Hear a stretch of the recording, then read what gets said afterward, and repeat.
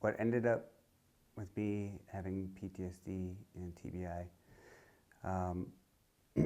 April 5th, 2005, my squad and I were out doing missions. We did combat convoy security. So we escorted people wherever they needed to go in Baghdad.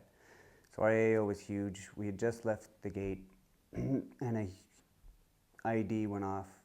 Luckily, it didn't impact us directly, but the blast was very significant.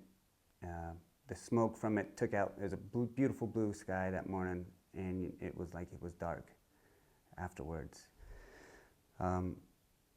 Either from the blast or from shock and fear, I went back. I was in the back seat because I'm a medic, and we had these nice metal partitions in between the trunk and the cab. I hit my head. Was in a daze. Right after that, we saw a civilian car coming through the convoy and hit a tree. And instantly from my window, you can tell there was a lot of carnage that had happened. So as soon as we secured the site, I went over and first, of course, checked on everybody, but I went over to the car and there were 3 passengers in there. The rear passenger had burns and glass all through his body from the windows. The front passenger had a nice giant laceration through his neck from glass. I had to pick all the glass out. Pulled them out of the car, obviously.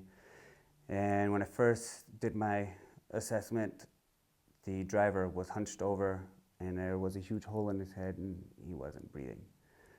So I just concentrated on the other 2.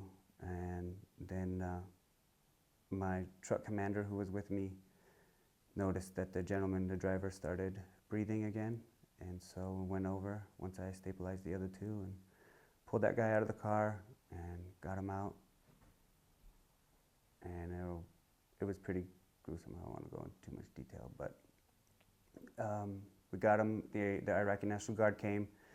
They got the gentleman out to the hospital, and we went on with our day. And that was the very first IED / any type of combat that I saw, and I was in the Army for just 2 years at the time, not even, year and a half. That ate at me a lot, whether or not I did my job correctly, if I caused this man to lose his life, by whatever reason. I know that if he was here now in the States and that would have happened, he wouldn't have survived. But still something that eats at you because you do this job to help make a difference. What happened, they were on opposite side, they were oncoming traffic, and the blast went right in front of our convoy and straight over into the car. And the driver slunched over because he had huge impact. And then so when he leaned over, the steering wheel just went and he went through. He wasn't driving, and it was just because of the blast. Well, that all started that night. I couldn't get the thoughts out of my head, no matter what my friends tried to do and what I tried to do. And I had some really bad nightmares about the incident. And ever since then, and all the other incidents from my 27 months over there, but mostly that because that was the first.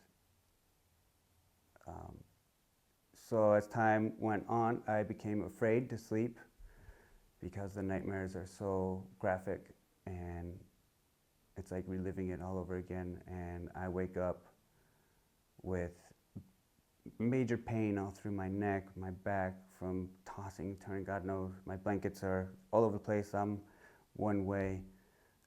So I found alcohol was the greatest thing for sleep at the time, because being in the Army, you don't say you got a problem, especially when you're a medic. You're there to take care of other people, and PTSD had very bad stigma. It was like something was wrong with you. So I waited a good 4 years before I finally asked for help. I was deployed twice to Iraq, both times stationed in Baghdad, once at Camp Liberty, once at Camp Victory. First deployment was 12 months, second one was 15. Wow. My job in the Army was 68 Whiskey, which is the MOS, and it's called the Healthcare Specialist, but combat medic. I was out on the road every day, both deployments. First deployment we drove everywhere we went in Baghdad. Second time we flew everywhere, and then we landed and walked, because it was all rural towns. So, but if there was an IED, say, that went off, or some small arms fire, RPG, whatever the case may be, I would have to treat that. Worst thing that I saw was an open head wound. There was some brains coming out. And they were on me. So, that was pretty rough. If we were ever in a firefight or anything, and the enemy was injured, I would definitely be treating on them. That's part of the Geneva Conventions, and besides, you want them alive most of the time to find out who they're working with, get the information, the intel that you need. Okay. To find whoever else they're working with that might attack. But in Iraq, it's more like a terrorist type thing, where you don't see them, you don't know, because they plant their IEDs, or they hide and they blow them up. It's a lot of guerrilla warfare, so you have no idea who's your friend, who's your enemy. That was your main concern when you're going down the road, was whether or not you're going to get hit with an IED. It's Russian roulette. That's exactly what it is, and it begins to take its toll on you, because your trust of people and whatever else is out the window.